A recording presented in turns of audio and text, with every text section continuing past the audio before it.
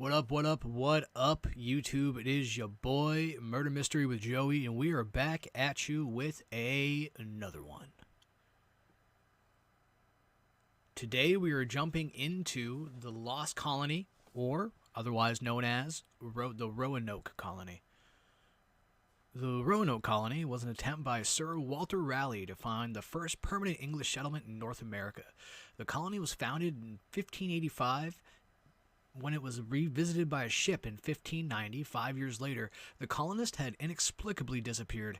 It's come to be known as the Lost Colony, and the fate of the 112 to 121 colonists remains to this day unknown.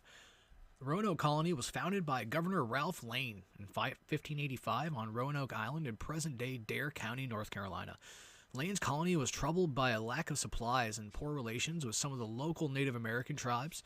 A resupply mission by Sir Richard Grenville was delayed, so Lane abandoned the colony and returned to England with Sir Francis Drake in 1586. Grenville arrived 2 weeks later and also returned home, leaving behind a small detachment to project Raleigh's claim. A second expedition, led by John White, landed on the island in 1587 and set up another settlement. Sir Walter Raleigh had sent him to establish the city of Raleigh in Chesapeake Bay. That attempt became known as the Lost Colony due to the unexplained disappearance of its population. During a stop to check on Grenville's men, the pilot of the flagship, Simon Fernandez, forced White and his colonists to remain on Roanoke. White returned to England with Fernandez, intending to bring more supplies in 1588. The Anglo-Spanish War delayed his return to Roanoke until 1590, and he found the settlement fortified but abandoned. The cryptic word Croatoan was found carved into the palisade, which White interpreted to mean that the colonists had relocated to Croatoan Island. Before he could follow this lead, rough seas and a lost anchor forced the mission to return to England. The fate of the approximately 112 to 121 colonists remains unknown to this day. Speculation that they had assimilated with nearby Native American communities appears in writings as early as 1605. Investigations by the Jamestown colonists produced reports that the Roanoke settlers had been massacred, and there were stories of people with European features being seen in Native American villages, but no conclusive evidence was ever found. Interest in the matter fell until 1834, when George Bancroft published his account in A History of the United States. Bancroft's description of the colonists, particularly White's infant granddaughter Virginia Dare, cast them as foundational figures in American culture and captured the public imagination.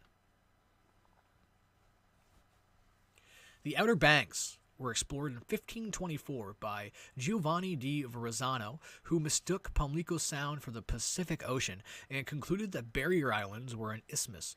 Recognizing this as a potential shortcut to China, he presented his findings to King Francis I of France and King Henry VIII of England, neither of whom pursued the matter. In 1578, Queen Elizabeth granted a charter to Sir Humphrey Gilbert to explore and colonize territories unclaimed by Christian kingdoms.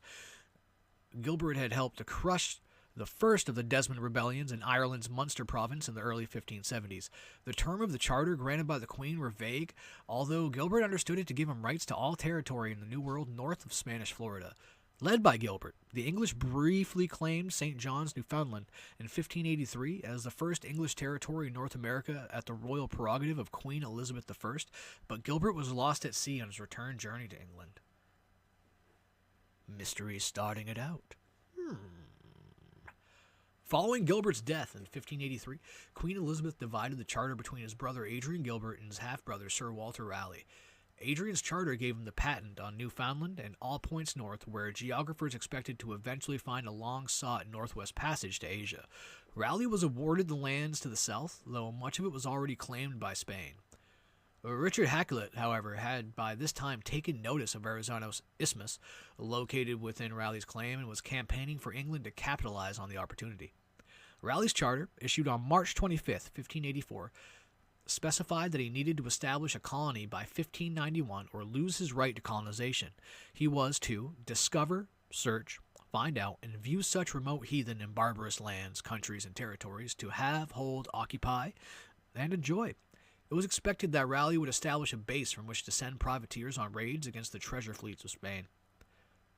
Despite the broad powers granted to Raleigh, he was forbidden to leave the Queen's side. Instead of personally leading voyages to the Americas, he delegated the missions to his associates and oversaw operations from London.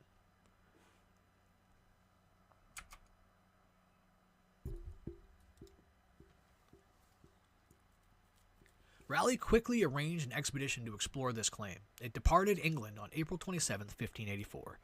The fleet consisted of 2 barks. Philip Amadas was captain of the larger vessel, with Simon Fernandez as pilot, while Arthur Barlow was in command of the other.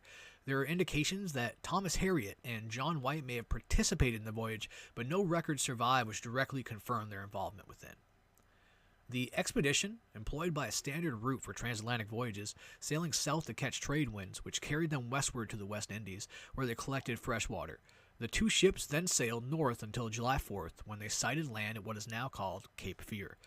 The fleet made landfall on July 13th at an inlet north of Hatteras Island, which was named Port Fernando after Fernandez, who discovered it.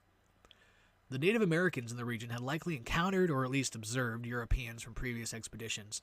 The Secretan, who controlled Roanoke Island in the mainland between Albemarle Sound and the Pamlico River, soon made contact with the English and established friendly relations.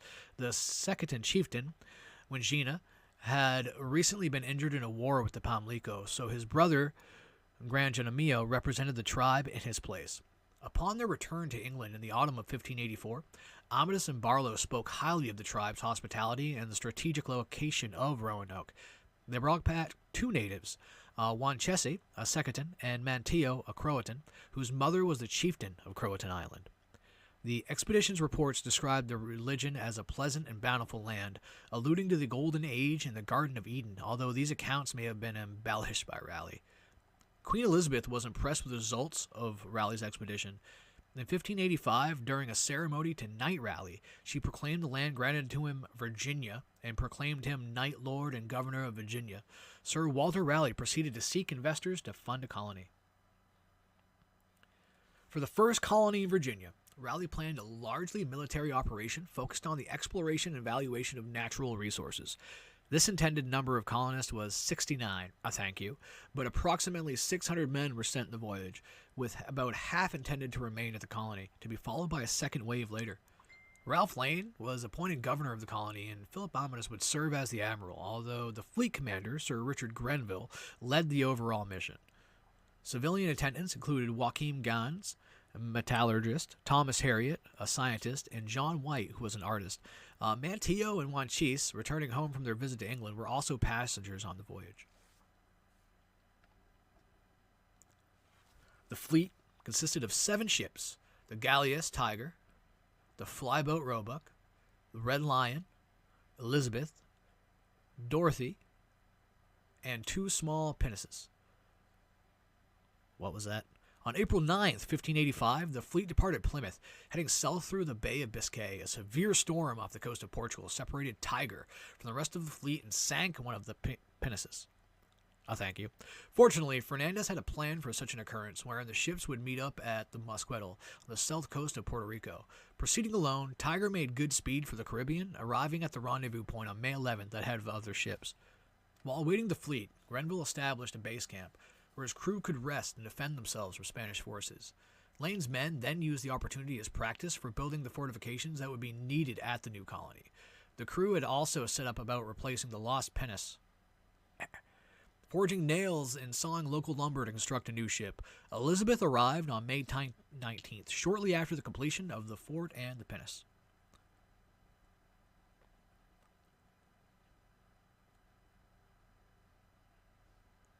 The loss of provisions from the Tiger meant that the colony would support far fewer settlers than originally planned. Grenville decided that only about 100 men would stay with Lane, which would be enough to fulfill the colony's objectives until another fleet, scheduled to leave England in June 1585, could deliver a second wave of colonists and supplies. However, Grenville could not know that this expedition had been redirected to Newfoundland to alert fishing fleets that the Spanish had begun seizing English commercial vessels in retaliation for attacks by English privateers. Until a resupply mission could be arranged, Lane's colony would be heavily dependent on the generosity of the natives. While the Tiger was under repair, Grenville organized an expedition to explore Pamlico Sound and the Secatoan villages of Aguascogok, Pamlico, and Secatan. His party made contact with the locals, presenting Harriet and White with an opportunity to extensively study Native American society. Although much of their research did not survive the 1586 evacuation of the colony, Harriet's extensive survey of Virginia's inhabitants and natural resources was published, actually, in 1588 with engravings of White's illustrations, including in the 1590 edition. Following this initial exploration, a silver cup was reported missing. Believing the item stolen, Grenville sent Amadas to lead a detachment back to Aguascagok to demand the return of the missing property. When the villagers did not produce the cup, the English decided that severe retribution was necessary in order to avoid the appearance of weakness. Amadas and his men burned down the entire town and its crops, sending the natives fleeing. Maybe this is what started and what led to the disappearance. Leave your thoughts in the comments. Manteo arranged a meeting for Grenville and Lane with Granjanamio to provide land for the English settlement on Roanoke Island. Both sides agreed that the island was strategically located for access to the ocean and to avoid detection from Spanish patrols. Lane began construction of a fort on the north side of the island. There are no surviving renderings of the Roanoke fort, but it was likely similar in the structure to the one at Musquetal. Grenville set sail for England aboard the Tiger on August 25, 1585. Days later, in Bermuda, Grenville raided a large Spanish galleon, the Santa Maria de San Vicente, which had become separated from the rest of its fleet. The merchant ship, which Grenville took back to England as a prize, was loaded with enough treasure to make the entire Roanoke expedition profitable, spurring excitement in Queen Elizabeth's court about Raleigh's colonization efforts. The Roebuck left Roanoke on September 8, 1585, leaving behind one of the pinnaces under the command of Amadas. Records indicate that 107 men remained with Lane at the colony. However, historians disagree as to whether White returned to England with Grenville or spent the winter at Roanoke despite his absence from the list of colonists. By spring, relations between the Secretary and the colony were strained, most likely due to the colony's over-reliance on second food. The death of Granjanamio, who had been a powerful advocate for the colony, apparently helped to turn Wingina against the English. Wingina changed his name to Pemesquan, one who watches, suggesting a newly cautious and vigilant policy, and established a new temporary tribal capital on Roanoke Island. The English did not initially recognize that these developments represented a threat to their interest. In March, Lane consulted Pemesquan about a plan to explore the beyond Second territory. Pemesquan supported the plan and advised Lane that the Roanoke leader, Menatonon, was meeting with his allies to plan an attack on the English, and that 3,000 warriors had gathered at Roanoke. At the same time, Pemesquan sent word to Menatonon that the English would be coming, ensuring that both sides would expect hostilities. When Lane's well-armed party arrived at Roanoke, he found representatives of the Roanoke, Mangoke, the Weapiac, and Moratuck. Since this gathering was not planning an attack, Lane caught them by surprise. He easily captured Menatonon, who informed him that it was Pemesquan who had requested the council in the first place. Menatonon quickly gained Lane's trust by offering information about lucrative opportunities in lands the English had not yet discovered. He described a rich and powerful king to the northeast, presumably the leader of Powhatan, warning that Lane should bring a considerable force he sought to make contact.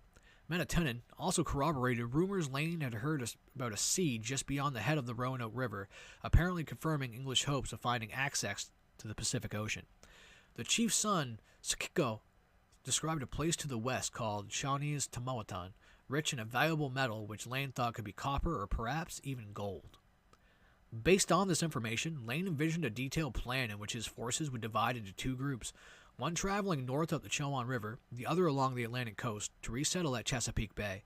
However, he decided to defer his mission until the colony received fresh supplies, which Grenville had promised would arrive by Easter. In the meantime, Lane ransomed Menatonon and had Sakiko sent back to Roanoke as a hostage. He proceeded with 40 men for about 100 miles up the Roanoke River in search of Shawnee's Tamawatan, but they found only deserted villages and warriors lying in ambush. Lane had expected the Moratuck to provide provisions for him along his route, but Pemesquan had sent word that the English were hostile and villagers should withdraw from the river with their food.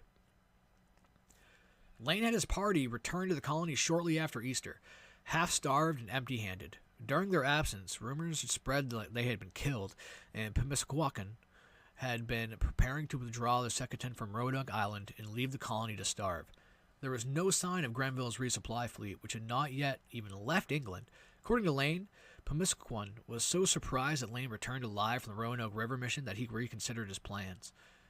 Ensenor, an elder among Pemiskwan's council, argued in the favor of the English. Later, an envoy for Menatunnen informed Lane that the Whippemyock leader Elkisco had pledged fealty to Queen Elizabeth and Sir Walter Raleigh.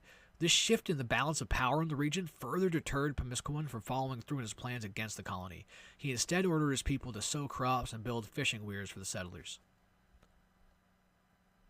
In June, the colonists made contact with the fleet of Sir Francis Drake on his way back to England from successful campaigns in Santo Domingo, Cartagena, and St. Augustine. During these raids, Drake had acquired refugees, slaves, and hardware with the intent of delivering them to Raleigh's colony. Upon learning of the colony's misfortunes, however, Drake agreed to leave behind 4 months of supplies in one of his ships, the Francis. However, a hurricane hit the Outer Banks, sweeping the Francis out to sea. After the storm, Lane persuaded his men to evacuate the colony, and Drake agreed to take them back to England. Manteo and an associate, Tawai, joined them. 3 of Lane's colonists were left behind and never heard from again, because the colony was abandoned. It's unclear what became of the slaves and refugees Drake had meant to place there. There's no record of them arriving in England with the fleet, and it's possible Drake left them on Roanoke with some of the goods he had previously set aside for Lane. Drake's fleet, along with Lane's colonists, reached England in 1586.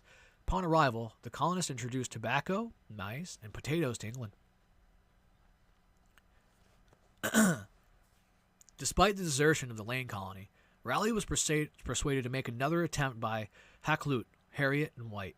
However, Roanoke Island would no longer be safe for English settlers, following the hostilities between Lane's men and the Secretan and the death of Wingina. Hakluyt recommended Chesapeake Bay as a site for a new colony, in part because he believed the Pacific coast lay just beyond the explored areas of the Virginia Territory. On January 7, 1587, Raleigh approved a corporate charter to found the city of Raleigh, with White as governor and 12 assistants. Approximately 115 people agreed to join the colony, including White's pregnant daughter Eleanor and her husband, Ananias Dare. The colonists were largely middle-class Londoners, perhaps seeking to become landed gentry. Manteo and Tawai had left the Lane colony with Drake's fleet, were also brought along. This time, the party included women and children, but no organized military force. The expedition consisted of 3 ships: the flagship Lion, captained by White with Fernandez as master and pilot, along with a flyboat under the commander of Edward Spicer, and a full-rigged pinnace commanded by Edward Stafford. The fleet departed on May 8th. On July 22nd, the flagship and pinnace anchored at Croatoan Island. White planned to take 40 men aboard the pinnace to Roanoke, where he could consult with the 15 men stationed there by Grenville, before continuing on to Chesapeake Bay. Once he boarded the pinnace, however, a gentleman on the flagship representing Fernandez ordered the sailors to leave the colonists on Roanoke. The following morning, White's party located the site of Lane's colony. The fort had been dismantled, while the houses stood vacant and overgrown with melons. There was no sign that Grenville's men had ever been there except for human bones that White believed were the remains of one of them, killed by Native Americans.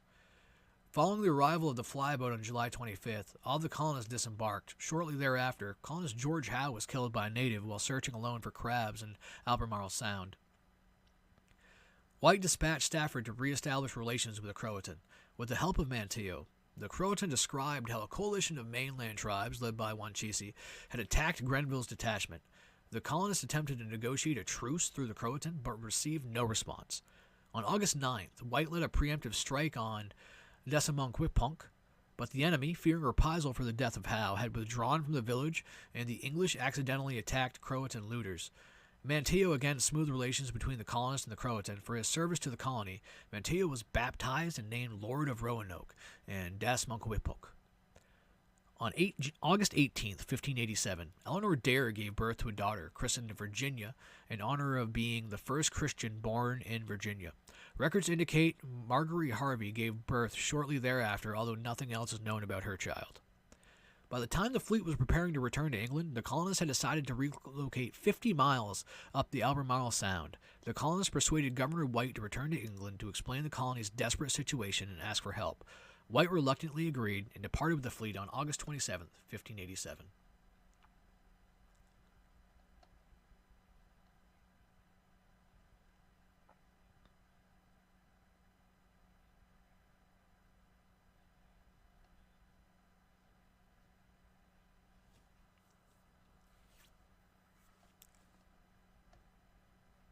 Eventually, Raleigh arranged passage for White on a privateering expedition organized by John Watts. The fleet of 6 ships would spend the summer of 1590 raiding Spanish outposts in the Caribbean, but the flagship Hopewell and the Moonlight would split off to take White to his colony. At the same time, however, Raleigh was in the process of turning the venture over to new investors.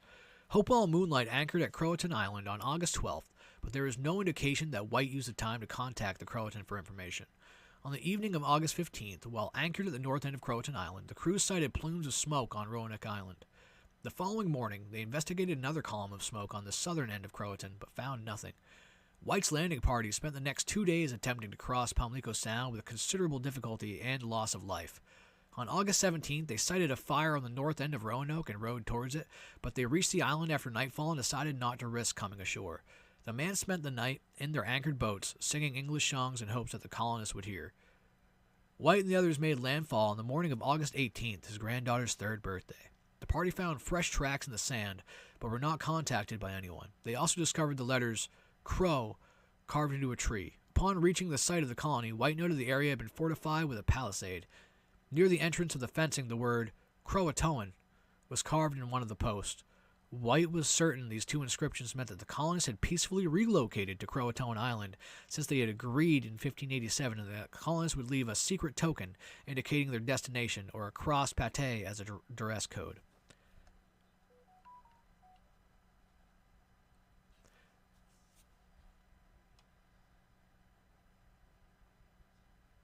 Within the palisade, the search party found that houses had been dismantled and anything that could be carried had been removed. Several large trunks, including 3 belonging to White, containing the belongings he left behind in 1587, had been dug up and looted. None of the colony's boats could be found along the shore. The party returned to Hopewell that evening, and plans were made to return to Croatoan the following day. However, Hopewell's anchor cable snapped, leaving the ship with only one working cable and anchor. The search mission could not continue given the considerable risk of shipwreck. Moonlight set off for England, but the crew of Hopewell offered a compromise with White, in which they would spend winter in the Caribbean and return to the Outer Banks in the spring of 1591. This plan, however, fell through when Hopewell was blown off course, forcing them to stop for supplies in the Azores. When the winds prevented landfall there, the ship was again forced to change course for England, arriving on October 24th, 1590.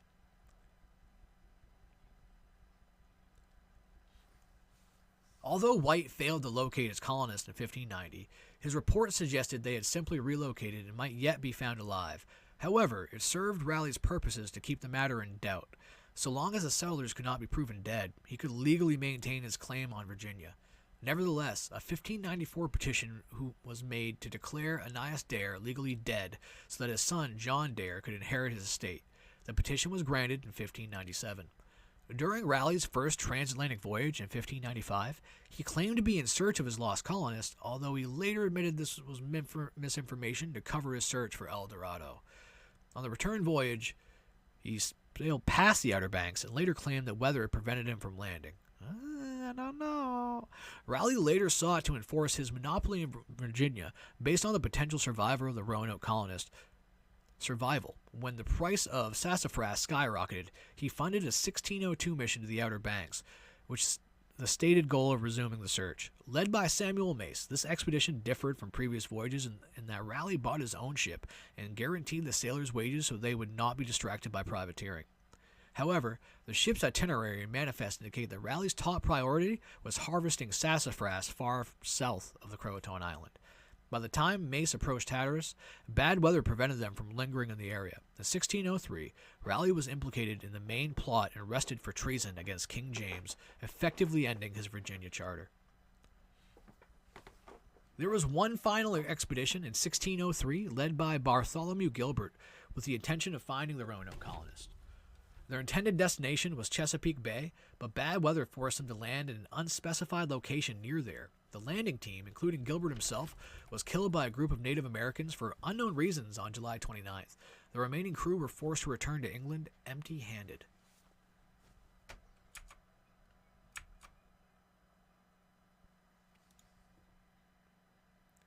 Following the establishment of the Jamestown settlement in 1607, John Smith was captured by the Powhatan and met with both their leader, Chief Powhatan, and his brother, Openjacote. They described to him a place called Okanahoan, where men wore European-style clothing, and Anoani, which featured walled houses. Later, after Smith returned to the colony, he made arrangements with Wohinchpunk, the king of the Paspaque, to investigate Panawik, another place reportedly inhabited by men in European dress. The colony produced a crude map of the region with labels for these villages. The map also featured a place called Pakrankanick, with a note indicating, "Here remaineth 4 men clothed that came from Roanoke." In the summer of 1608, Smith sent a letter about this information, along with a map, back to England. The original map is now lost, but a copy was obtained by Pedro de Zuniga, the Spanish ambassador to England, who passed it on to Philip III of Spain. The copy, now commonly referred to as Zuniga map, was rediscovered in 1890. Smith planned to explore the Pakrankanick, but a dispute with the Paspaque ended the mission before it could begin. He also dispatched 2 search parties, possibly to look for other villages reported to him, with instructions to find the lost company of Sir Walter Raleigh. Neither group could find any sign of the Roanoke colonists living within the area. By May 1609, word had reached England's Royal Council for Virginia that the 1587 colonists had been massacred by the Wahosokanack. The source of this allegation is unknown. Machumps, Wasokana's brother-in-law, is known to have provided information about Virginia, and he had recently arrived in England. It has been speculated the same voyage could also have delivered a letter from Smith, although no evidence for this exists. Based upon this intelligence, as well as Smith's earlier report, the council drafted orders for the Jamestown colony to relocate. These other orders recommended Oahanorn or Okanahoan near the mouth of the Chowan River as a new base. Among the purported advantages of the locations were proximity to rich copper mines of Roanoke and Pekaramiki, where 4 of Raleigh's colonists were supposed to be held by a chieftain named Gapanakon. These orders, along with a new acting governor, Thomas Gates, were delayed due to the shipwreck of the Sea Venture at Bermuda. Gates arrived at Jamestown in May 1610, several months into the starving time. The crisis may have been deterred the colonists from attempting the proposed relocation, and an expedition was sent to the Chowan River, but there is no record of its findings.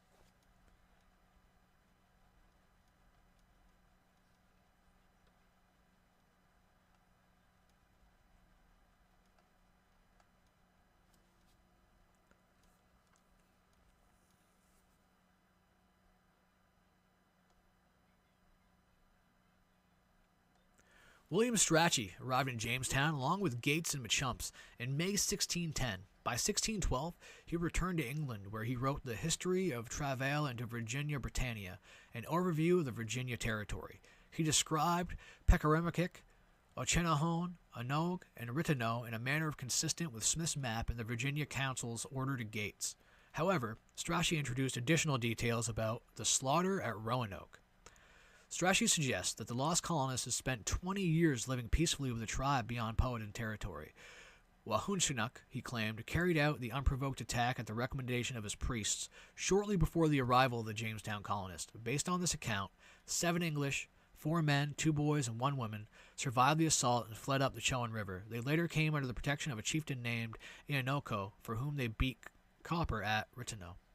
The History of Travail never directly identifies a tribe that supposedly hosted the Roanoke colonists. However, Strachey did describe an attack against the Chesapeakeans, in which Welcona's priest warned him that a nation would arise in Chesapeake Bay to threaten his dominion. It has been inferred that the colonists had relocated to Chesapeake, and both groups were massacred in the same attack. Strachey believed that Powhatan religion was inherently satanic, and that the priests might literally be in communion with Satan. Goddamn white people. He advocated for England to facilitate the Powhatans' conversion to Christianity. To that end, he recommended a plan in which King James would show mercy to the Powhatan people for the massacre of the Roanoke colonists, but demand revenge upon the priests. However, the London Company did not publish the History of Travail, which fell into obscurity until 1849. There is no indication that any actions were taken against the Wakanooks or his priests in retaliation for the alleged massacre. After the Powhatan attacked Jamestown in 1622, there was a dramatic shift in English commentary on Native Americans, as writers increasingly questioned their humanity. The London Company sponsored propaganda arguing that the massacre had justified genocidal retaliation in order to assure potential backers that their investment in the colony would be safe.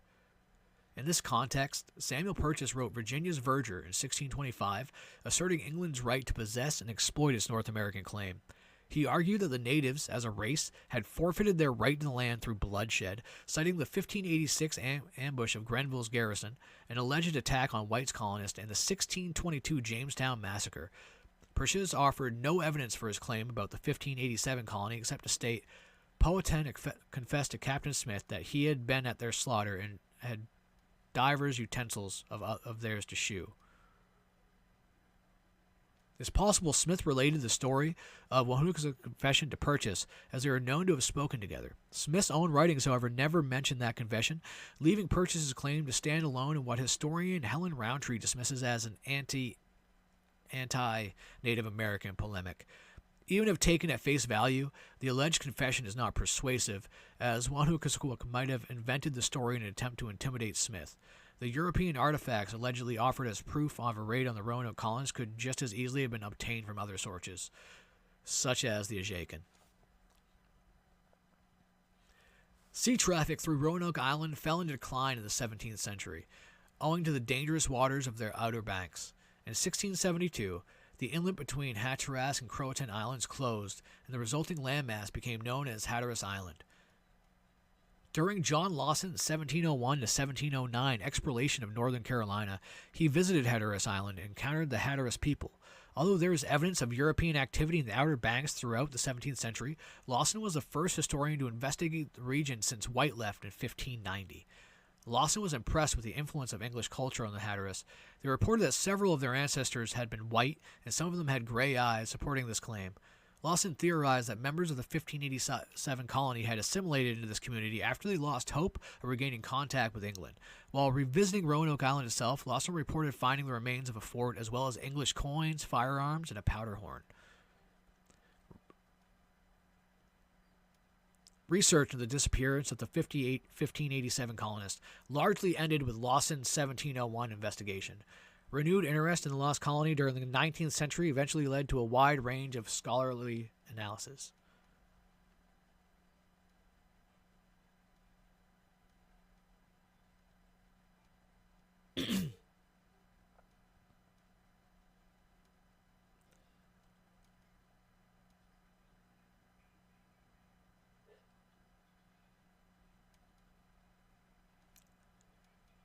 And that kind of concludes our little deep dive into the history of the lost colony, otherwise known as the Roanoke colony. If you have any questions, concerns, and or maybe your own little facts, go ahead and throw them out in the comments. We're going to dive a little into about the hypothesis about the colony's disappearance. And that'll be the end of this episode. I appreciate all of you for sticking with me and for following along as we dive into more murder, mysteries, and cryptids. David Beers Quinn concluded that the 1587 colonists sought to relocate to their original destination, Chesapeake Bay, using the pinnace and other small boats to transport themselves and their belongings. A small group would have been stationed at Croatan to await White's return and direct him to the transplanted colony. Following White's failure to locate any of the colonists, the main body of the colonists would have quickly assimilated with the Chesapeakeans, while the lookouts on Croatoan would have been blended into the Croatoan tribe. Quinn suggested that Samuel Mace's 1602 voyage might have ventured into Chesapeake Bay and kidnapped Powhatans to bring back to England. From there, these abductees would be able to communicate with Thomas Harriot and might reveal that the Europeans were living in the region. Quinn evidently believed circumstances such as these were necessary to explain optimism about the colonists' survival after 1603. Although Strachey accused Wahunuka of slaughtering the colonists and Chesapeakeans in separate passages, Quinn decided that these events occurred in a single attack on an integrated community in April 1607. He supposed that Wahunuka could have been seeking revenge from the speculative kidnappings by Mace. In Quinn's estimation, John Smith was the first to learn of the massacre, but for political considerations, he quietly reported it directly to King James rather than revealing it in his published writings. Despite Quinn's reputation on the subject, his peers had reservations about his theory, which relies heavily on the accounts of Strachey and Purchas.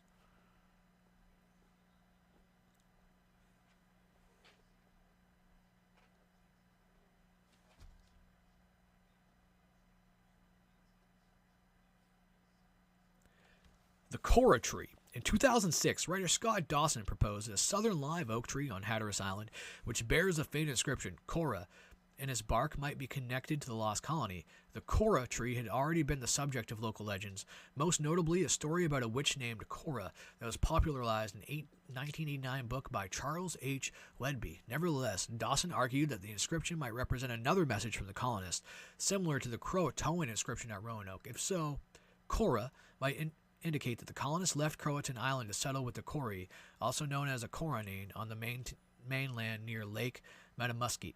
A 2009 study to determine the age of the Cora tree was inconclusive. Damage to the tree caused by lightning and decay has made it impossible to obtain a valid core sample for tree ring dating. Even if the tree dates back to the 16th century, establishing the age of the inscription would be another matter.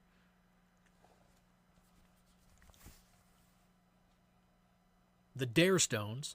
From 1937 to 1941, a series of inscribed stones were discovered that were claimed to have been written by Eleanor Dare, mother of Virginia. They told of the travelings of the colonists and their ultimate deaths. Most historians today believe that they are a fraud because an investigation linked all but one to stonecutter Bill Eberhart. The first one is sometimes regarded as different from the rest and based on a linguistic and chemical analysis and as possibly genuine.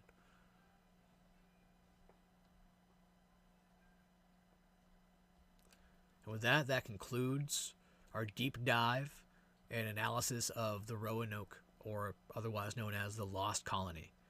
If you ask me, I believe that the Native American attack, whether it was retaliation or it was just to get the fucking evil white devil off their land, definitely seems like that was the most realistic happening. But we haven't gotten any kind of evidence put forth by any tribes that were ancestor from those tribes back there in the Roanoke colony. Maybe possibly someday we will. Until then, it remains a mystery. And that is another episode of Murder Mystery with Joey. I hope you have a wonderful day.